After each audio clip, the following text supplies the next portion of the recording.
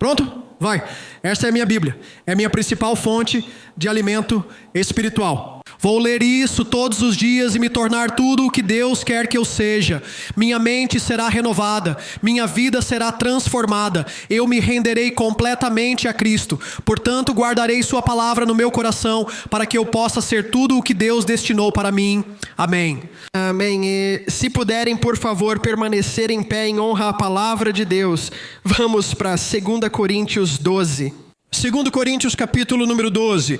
Uma das passagens mais bonitas das Escrituras na Bíblia. Bíblia, na minha opinião, quando você a entende, infelizmente, uma das escrituras mais mal interpretadas na Bíblia. E assim hoje, com a ajuda do Espírito Santo, oro para que Deus traga clareza ao seu coração, para que você possa obter tudo o que está nesta passagem das Escrituras. Segunda carta aos Coríntios 12, começando no versículo 1. O apóstolo Paulo diz: sem dúvida, não é proveitoso para mim me gabar. Quero que você reconheça, Paulo diz: eu percebo que ser um fanfarrão não é bom. Eu percebo que ser cheio de orgulho não é bom. Não é proveitoso para mim me gabar. Ele diz: vou ter visões e revelações do Senhor. Conheci um homem em Cristo que há 14 anos, se no corpo não sei, ou fora do corpo não sei, Deus sabe que tal pessoa foi arrebatada ao terceiro céu. E eu conheço tal homem, seja no corpo ou fora do corpo, não sei. Deus sabe, ele foi arrebatado ao paraíso e ouviu palavras inexprimíveis que não é lícito a um homem proferir. Agora deixe-me apenas parar por aqui e contar a você o que todos que estudaram esta passagem da Escritura entendem sobre isso. Paulo está falando sobre ele mesmo. Ele está tentando se distanciar do que ele experimentou, porque ele não quer quebrar. Ele não quer que seja dito claramente e diga: ei, você sabe que eu fui levado ao terceiro nível do céu. Você sabe que eu fui ensinado por revelação direta do Senhor Jesus Cristo? Você entende que Jesus me falou coisas que, se eu lhe contasse tudo o que ele compartilhou comigo, você acharia que eu sou louco? Então, eu quero me distanciar do que aconteceu comigo, não porque eu tenha vergonha disso, mas porque não quero parecer que estou dizendo que sou melhor do que você. Então é disso que o apóstolo Paulo está falando. E ele diz: de alguém assim eu me orgulharei. No entanto, de mim mesmo não me orgulharei, exceto em minhas fraquezas. Pois embora eu possa desejar me orgulhar, não serei um tolo, pois falarei a verdade. Em outras palavras, percebo como é estúpido, como é ignorante gabar-se, falar sobre o quão grande eu sou. Pois embora eu possa querer me gabar, não serei um tolo, pois falarei a verdade. Mas eu me absterei para que ninguém pense de mim acima do que vê em mim ou me ouve, e para que eu não me exaltasse além da medida pela abundância de revelações, um espinho na carne me foi dado, um mensageiro de Satanás para me atormentar, para que eu não me exaltasse além da medida. A respeito disso, supliquei ao Senhor 3 vezes para que se afastasse de mim, e ele me disse: a minha graça é suficiente para você, pois minha força se aperfeiçoa na fraqueza. Portanto, com muito prazer, prefiro me orgulhar das minhas fraquezas, para que o poder de Cristo possa repousar sobre mim. Portanto, sinto prazer nas fraquezas, nos insultos, nas necessidades, nas perseguições, nas angústias por causa de Cristo, pois quando estou fraco, então eu sou forte. Do texto, quero falar com você sobre o tema: o que você faz quando não se sente forte? Pastor, eu estava todo animado para um ótimo começo de ano novo, mas estou começando a desanimar. O que você faz quando não se sente forte? Vamos orar. Pai, em nome poderoso de Jesus, abrimos nossos corações receber da sua palavra. Agradecemos pela revelação e compreensão no Espírito Santo. Agradecemos que ele é nosso professor, nosso líder, nosso guia para toda a verdade. Fale agora através da sua palavra para cada coração, como só você pode. Damos todo o louvor em nome de Jesus. E todos disseram amém. Podem se sentar. Você já percebeu como você e eu podemos nos apaixonar por algo? Estamos totalmente envolvidos no começo. Mas então, com o tempo, nossa luta, ou nosso entusiasmo, ou nossa paixão pelo novo e pelo melhor começam a diminuir e voltamos aos mesmos velhos trilhos e rotinas dos quais estávamos determinados a nos libertar. Estou falando com você, Hebe. Muitas vezes é mais do que apenas uma perda de motivação, é um desânimo absoluto. Não é que não mais tempo desejamos ou queremos que as coisas sejam diferentes, mas chegamos a lugares onde nos sentimos muito. Precisamos continuar a lutar. Nas palavras da Escritura, ficamos cansados em fazer o bem. E como resultado, não colhemos a recompensa pretendida porque desfalecemos em nossa fé. Se não tomarmos cuidado, sucumbiremos à vergonha de nos sentirmos fracos, em vez de reagir de uma forma que no final nos torna ainda mais fortes. Lutar contra sentimentos de fraqueza e sentimentos de eu não posso e sentimentos de isso é demais. É humano. É humano sentir-se desafiado e até se sentir de uma certa forma em relação à Escritura, onde Deus diz, não permitirei que você seja tentado além do que pode suportar. E às vezes podemos sentir como, Deus, isto está bem no limite. Quero dizer, Deus, você disse que não iria permitir isso, mas Deus, eu estou sentindo que estou sendo empurrado aqui. E é humano sentir-se assim. Moisés se sentiu assim. Moisés estava sendo acusado pelo povo que ele liderava de tê-los tirado do Egito apenas para morrerem de fome no deserto. Eles disseram, você nos trouxe aqui para quê? Para nos matar? Não temos comida.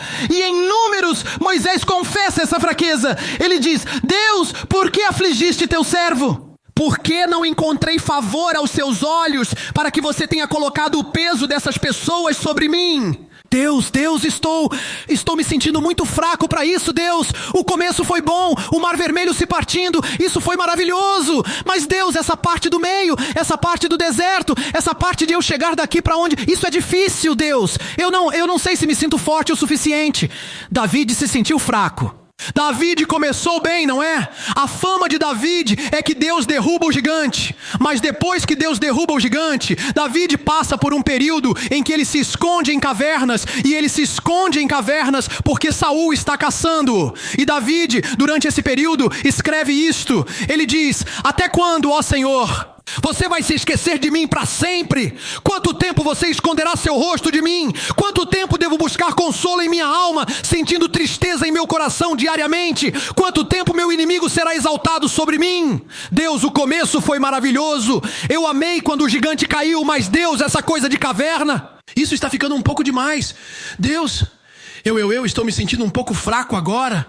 E mesmo Jesus, o Senhor da glória, o autor da força, aquele que nos dá sua força no jardim, luta com a cruz que está diante dele. Ele luta com, isso é demais, isso é muito pesado. Deus, há alguma outra maneira? É humano. Lutar contra sentimentos de fraqueza quando você começou forte e determinou no seu coração e na sua mente no início do ano novo, vou superar isso, vou ultrapassar este obstáculo.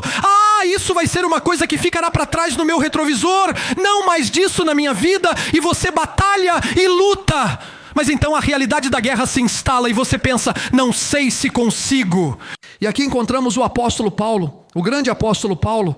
Ele está lutando, se sentindo fraco, a tal ponto que está atormentado e implorando com Deus. Você já se sentiu fraco demais para a guerra, frágil demais para a luta, muito sobrecarregado para superar? Se esse é o seu caso, quero que você saiba, não desista, não ouse desistir da luta, não ouse entregar ao diabo uma vitória que não lhe pertence, não ouse parar de lutar. Sentir-se fraco é uma oportunidade para ficar mais forte. Cada vez que você se sente fraco, é uma oportunidade para Deus mostrar sua força.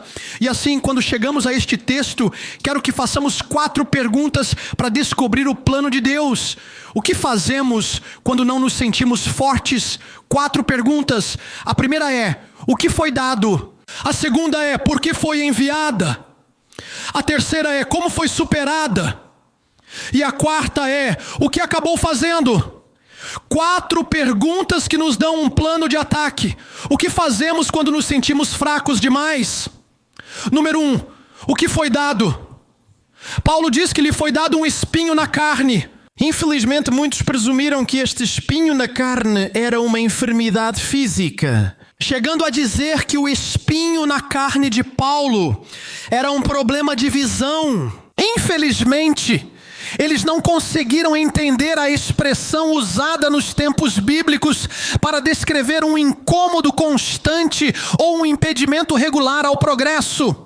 Esta frase exata é usada muitas vezes no Antigo Testamento, e um desses lugares é em Números 33:55, quando Deus fala sobre Israel expulsando seus inimigos ou as pessoas que os estão incomodando. Ouça o que diz: mas se vocês não expulsarem os habitantes da terra de diante de vocês, então será que aqueles que você deixar permanecer serão irritantes aos seus olhos e espinhos? Aliás, se você não dirigir para fora, o que Deus pediu para você resistir na sua vida será um obstáculo constante na sua vida. Se você não livre-se do pecado, dos pesos, dos vícios e das coisas que são prejudiciais para você na sua vida, essas coisas serão um impedimento constante em sua vida. Livre-se dessas coisas. Mas o que eu quero que você perceba é que Deus está descrevendo um inimigo de Israel como um espinho na carne de Israel. Como um espinho que continua incomodando Israel. Então, se Paulo está usando essa expressão não para descrever uma enfermidade física, mas sim para descrever a oposição inimiga incansável que ele tinha que lidar em seu ministério e sua vida, era um espinho em sua carne. Especificamente, Paulo descreve ou nos conta o que era o espinho na carne. Fiquei perplexo ao longo dos anos sobre por que os teólogos adivinharam isso, porque está escrito bem aqui no texto, se você olhar com cuidado. Aqui está o que diz, versículo 7. E para que eu não me exaltasse demais pela abundância de revelações, foi-me dado um espinho na carne. Um mensageiro de Satanás para me atormentar, para que eu não me exaltasse acima da conta. Um mensageiro de Satanás, um mensageiro de Satanás, um mensageiro de Satanás. Isso é chamado em gramática um aposto. O que é um aposto? É uma frase que descreve, separada por vírgulas, o substantivo que vem depois. O espinho na carne está sendo descrito como um mensageiro de Satanás. O que é o espinho na carne? É um mensageiro de Satanás. Agora, aqui está uma pergunta. O que é um mensageiro de Satanás? Bem, se você olhar na língua original, descobrirá que a palavra mensageiro é exatamente a mesma palavra usada para anjo. A mesma palavra usada de anjo, um anjo de Satanás. Como são chamados os anjos de Satanás? Demônios. Um demônio foi designado para mim na vida. Em todo lugar que eu ia, um demônio foi um sinal para mim, uma presença demoníaca que continuava me atrapalhando. O que é imperativo ver é que isto foi um mensageiro de Satanás, um demônio de Satanás, não uma enfermidade física, e foi enviado por Satanás. Foi uma missão do inimigo, não foi enviado por Deus. Deus não manda Satanás atrás de nós. Deus não envia Satanás em nosso caminho. Na verdade, devemos rezar para que Deus nos livre do mal e não para que nos envie o mal em nossas vidas. As Escrituras nos dizem que se nos aproximarmos de Deus, o inimigo fugirá de nós. Deus e Satanás não têm nada em comum. Deus não trabalha com Satanás. Deus não está na mesma página que Satanás. Deus não diz a Satanás, vá fazer isto, aquilo e outra coisa. Isso não tem nada a ver com Deus. A luz não tem comunhão com a escuridão. Quando Jesus foi acusado de expulsar demônios pelo príncipe dos demônios, Beelzebu, ouça o que Jesus disse: Mateus capítulo 12, versículo 25. Todo reino dividido contra si mesmo é levado à dissolução. Toda cidade ou casa dividida contra si mesma não permanecerá. Se Satanás expulsa Satanás, ele está dividido contra si mesmo. Como então seu reino permanecerá? E se eu expulso demônios por Belzebu, por quem seus filhos os expulsam, portanto eles serão seus juízes. Mas se eu expulso demônios pelo Espírito de Deus, certamente o reino de Deus chegou até vocês. Jesus está dizendo: eu não posso ser tanto o autor quanto o solucionador da mesma coisa. Eu não posso ser o autor do problema e o solucionador do problema. Eu não posso ser o autor da doença e o curador da doença. Eu não posso ser o autor da pobreza e o provedor para sobre a pobreza. Deus não está trabalhando contra si mesmo. Qual é o ponto? O que faço quando me sinto fraco? Primeiro passo, número 1. Você percebe que Deus não é quem está contra você. Esse truque do inimigo é tão antigo quanto o tempo.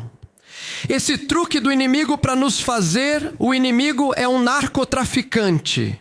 O inimigo é um narcotraficante. Ele é uma falsificação. Aqui está o que o inimigo faz. O inimigo é assim, sabe? Se você está de costas e alguém te chuta e então faz isso, aponta para outra pessoa. É isso que o inimigo faz. E o inimigo chuta, o inimigo causa confusão, o inimigo rouba, mata e destrói. E sabe o que ele faz? Ele aponta assim para Deus. E sabe qual que é o problema? Nós estamos em ignorante o suficiente para realmente cair na isca e começar a acreditar que Deus é nosso problema. Estou aqui para declarar que quando você se sentir muito fraco, precisa entender que Deus não está contra você, que Deus é por você. Deus está lutando por você, afastando-o. Trevas, iluminando o reino que não será abalado. Deus está do seu lado. Ele não é contra você. Não.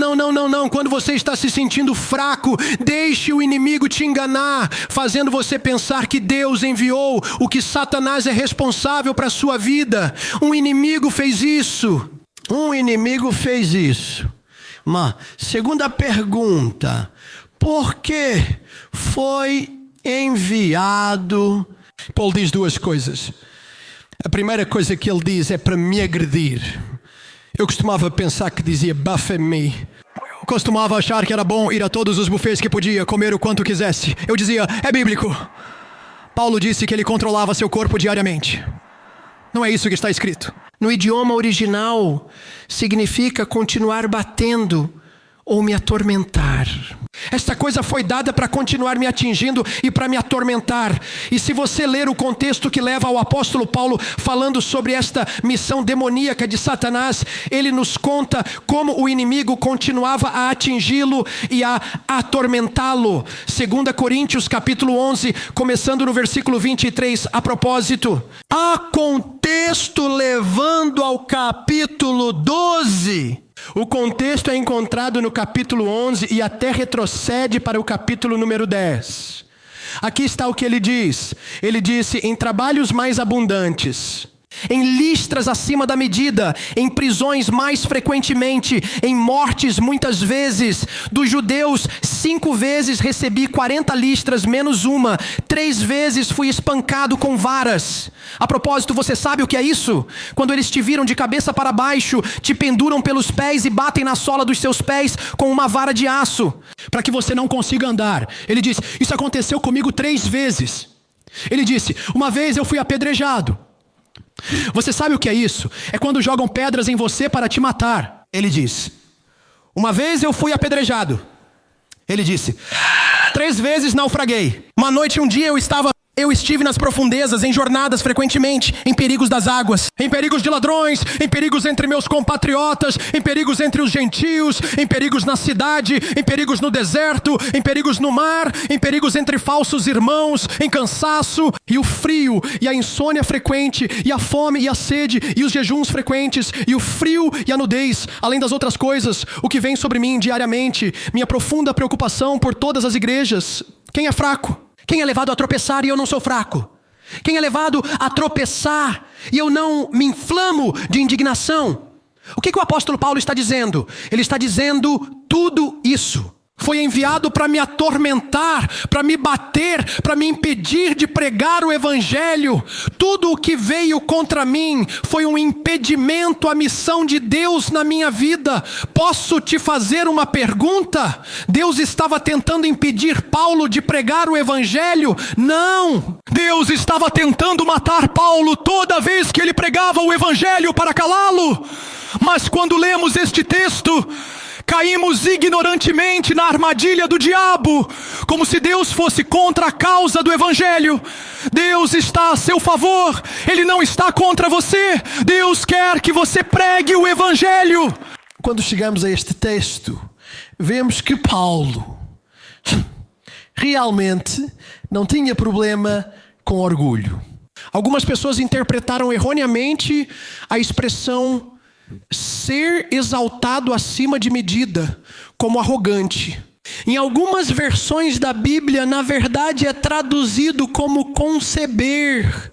Não tem nada a ver com vaidade. Paulo recebeu uma revelação incrível. Tal revelação que ele disse: eu nem consigo te dizer. Ele foi arrebatado até o terceiro céu. Deus falou com ele, compartilhou. Paulo foi um portador da revelação de Deus, especificamente a revelação da graça de Deus para a salvação. Ele foi uma vez um fariseu de fariseus, e o que isso significava era que ele estava completamente convencido de que a maneira de se acertar com Deus era observando a lei. E assim Paulo era uma daquelas pessoas que continuava ensinando outras pessoas que para se acertar com Deus, você tem que fazer isso, e tem que fazer isso, e tem que fazer isso. Posso lhes dizer que toda a nossa justiça é como trapos imundos. E Paulo recebeu uma mensagem para os gentios, para a sujeira nos olhos de Israel. E a mensagem é: você não pode fazer nada para estar certo, tornar-se justo com Deus. É somente pela graça de Deus, através de Jesus Cristo, que você pode ser justificado com Ele. Você não pode se salvar. Você não é bom o suficiente. Sua justiça é como trapos sujos. Somente pela graça de Deus, através de Cristo e o que Ele fez na cruz e através da ressurreição, podemos ser salvos. Satanás não queria que essa mensagem chegasse aos corações das pessoas. E assim, em todos os lugares que Paulo ia pregando essa mensagem, Satanás dizia: eu tenho que parar isso. Porque enquanto eles pensarem que eles podem fazer algo para serem feitos corretos com Deus, eu os tenho exatamente onde preciso. Eles nunca podem ser salvos. Eles estão a caminho do inferno. Estou levando-os ao inferno comigo. E você sabe o que Deus disse? Deus disse não para o inferno com eles, para o inferno com o diabo, para o inferno com o diabo. Por quê? Porque Deus enviou sua graça, e sua graça não é o que poderíamos fazer, mas é o que Deus fez por nós. Paulo não tinha um problema de orgulho. Toda hora Paulo nos diz que o mensageiro de Satanás, que foi enviado para ele, foi enviado para impedi-lo de pregar. E ele percebe. Leia todo o capítulo 11, leia todo o capítulo 12. Conte quantas vezes Paulo diz que é tolice eu me vangloriar. Eu reconheço o quão ignorante é me gabar. Se eu vier aqui e tentar dizer o quanto sou ótimo, percebo o quão estúpido isso é. Veja, Paulo teve a oportunidade de se sobre por que ele estava qualificado, porque a igreja de Corinto estava tentando desqualificar Paulo de ser um apóstolo, e a razão pela qual eles estavam tentando desqualificar Paulo de ser um apóstolo é porque havia alguns superapóstolos que vieram e ensinaram de volta: para a lei você tem que fazer isso, que Paulo não estava pregando o que eles deveriam estar ouvindo, e eles tentaram desqualificar Paulo. E então Paulo poderia ter, listou todos os seus atributos. Na verdade, ele os confronta em sua estupidez abertamente. Ele diz, segunda carta aos Coríntios, capítulo 12, versículo 5, ele diz: de algum nome, ou se não está, eu me gabar. Ainda assim, não de mim mesmo eu vou me gabar, exceto em minhas fraquezas. Pois embora eu pudesse querer me gabar, eu não vou. Um tolo, pois direi a verdade, mas me abstenho para que ninguém pense em mim como ame o que ele vê ou ouve de mim. Paulo está dizendo: ouçam, eu poderia entrar aqui e começar a listar mais coisas. Sou qualificado, sou um hebreu de hebreus, sou da tribo de Benjamim. Quanto à lei, eu era mais zeloso do que qualquer outra pessoa. Eu persegui a igreja, fui criado e ensinado por Gamaliel, o rabino de todos os rabinos. Se você quer que eu liste minhas credenciais, eu posso fazer isso, mas não é por isso que sou qualificado. Nossas credenciais na carne não nos qualificam para fazer coisas no Espírito. Paulo reconhece que a única coisa que o qualifica é o chamado de Deus. Em outro lugar ele disse isso: eu sou o que sou pela graça de Deus. Sou quem sou. Não importa quantos diplomas eu tenha, você pode ter todos os diplomas que quiser e ainda assim ir para o inferno. Não importa o quão rico você seja. Você poderia ter todo o dinheiro do mundo e ainda assim ir para o inferno. Não importa o quão bom você seja, você pode ser bom aos olhos do mundo e ainda assim ir para o inferno. Seus credenciais terrenas não te qualificam para um chamado do reino. Não estou dizendo que você não deva ser qualificado por padrões terrenos, mas em última instância, o que te qualifica é a separação e o chamado de Deus na sua vida. Você precisa entender, Paulo diz, Deus não está contra você. Mas em segundo lugar, você precisa perceber por que isso foi enviado. Porque seja o que for, foi enviado para a sua vida. Foi enviado para parar o seu propósito, sua razão de ser é servir a Deus de alguma forma com qualquer dom, talento ou habilidade que Ele lhe deu. Essa é a maior razão para a existência de qualquer pessoa antes mesmo de você ser concebido. No momento em que você nasceu, Deus separou você do ventre de sua mãe para servi-lo e glorificá-lo com sua vida. Você não é um acidente. Você está aqui por um propósito.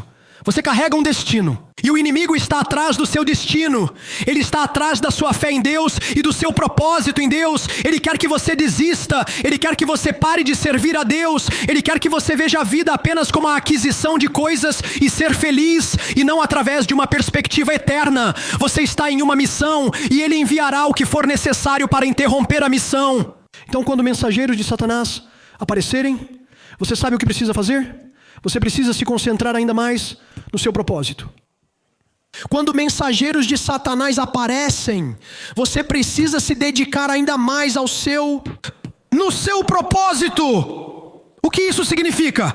Aprofunde sua fé, louve-o na tempestade, louve-o a qualquer custo, louve-o com vigor renovado, faça mais por Deus, não menos. Lembro-me de quando assinamos nosso primeiro contrato de televisão mundial, tudo ficou um caos por 3 anos.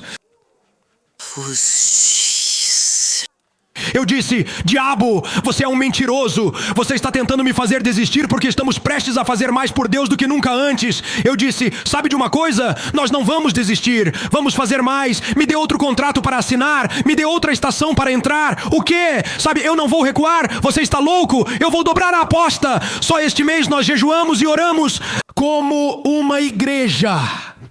Jejuando e orando para que a unção de Deus seja a mais forte de todas. Jejuando e orando para que a colheita de almas seja maior do que jamais vimos. Jejuando e orando para que a presença de Deus em nossos cultos seja mais poderosa do que nunca. E de repente todo o inferno começa a se soltar. De repente coisas surgindo do nada. Por quê? Porque o inimigo quer que você desista quando você procura Deus. Mas sabe o que você precisa fazer? Você precisa redobrar seus esforços. Você precisa dizer: nós não vamos desistir. O diabo é mentiroso e Deus é bom. Deus está lutando por nós. Você precisa entender que quando está se sentindo muito fraco, é hora de focar ainda mais no seu propósito. O inimigo está chegando porque seu propósito é forte. Na verdade, as Escrituras nos dizem que o reino de Deus sofre violência, adversário. Mas os violentos tomam a força. Pare de ser um cristão frouxo. Uau! Diga de novo. Uau! Pare de ser mole em sua caminhada espiritual. Tudo que o diabo precisa fazer com alguns de vocês é empurrar um pouco. Ele nem precisa empurrar com força. Tudo que o diabo precisa fazer com alguns de vocês é apenas causar um pouco de problemas na sua vida, e de repente você para de orar, para de ir à igreja, desiste de Deus, só um pouco. Deus está dizendo: é hora de endurecer. Firme-se na sua fé, seja forte no Senhor e no poder da sua força. Número 1, o que foi dado. Número 2, por que foi dado. Número 3, como foi superado. Passo número 3, quando você se sentir fraco, ore com determinação.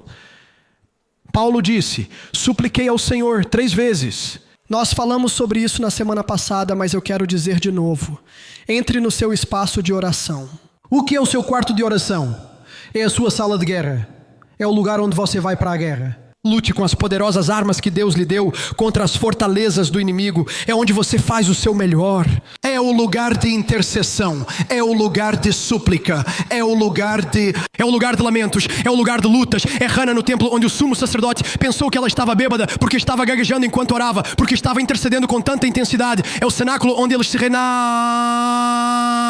reunidos em um só acordo e onde o Espírito Santo foi derramado. É quando a oração aconteceu sem parar por Pedro, quando ele foi colocado na prisão para que Deus enviasse um anjo para libertá-lo. É Moisés no topo da montanha orando por tanto tempo que suas mãos ficaram cansadas, que Arão e Hur tiveram que levantá-lo. É Jesus no jardim suando gotas de sangue. Visitas ao armário de oração não são apenas condicionais. Conveniente e rápido.